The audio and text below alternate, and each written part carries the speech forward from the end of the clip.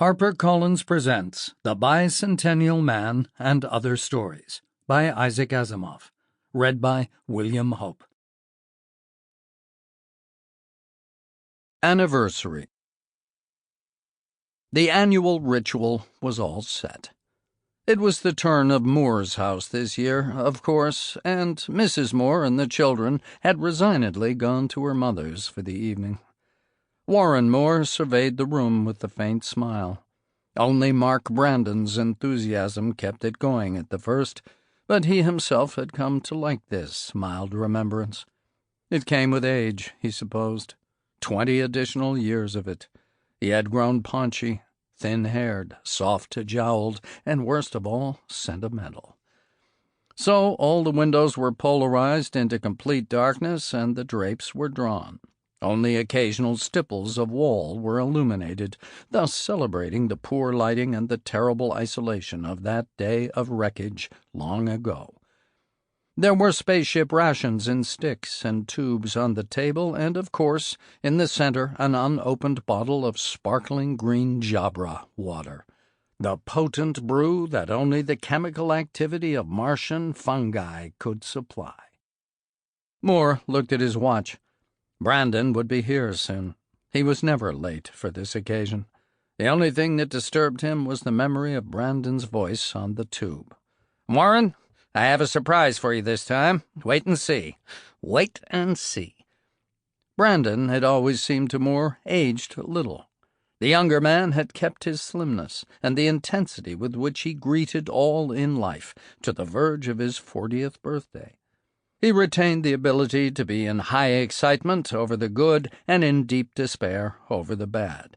His hair was going gray, but except for that, when Brandon walked up and down, talking rapidly at the top of his voice about anything at all, Moore didn't even have to close his eyes to see the panicked youngster on the wreck of the Silver Queen. The door signal sounded, and Moore kicked the release without turning round. "Come, Mark."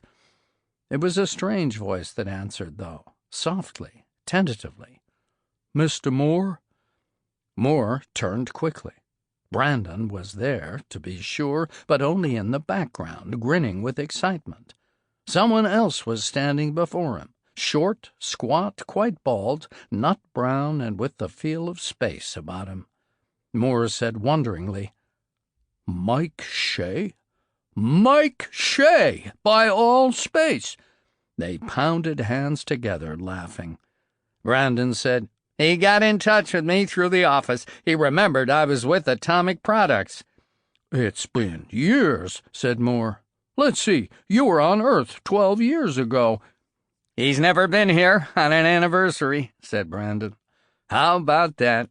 He's retiring now, getting out of space to a place he's buying in Arizona. He came to say hello before he left, stopped off at the city just for that, and I was sure he came for the anniversary."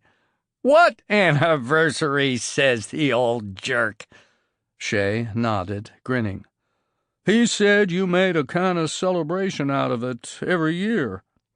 "You bet," said Brandon enthusiastically. "And this will be the first one with all three of us here, the first real anniversary.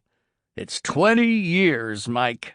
20 years since Warren scrambled over what was left of the wreck and brought us down to Vesta." Shea looked about. "Space ration, eh? That's old home week to me. And Jabra. Oh, sure, I remember. 20 years. I never give it a thought, and now, all of a sudden, it's yesterday. Remember when we got back to Earth finally?" "Do I?" said Brandon. "The parades, the speeches.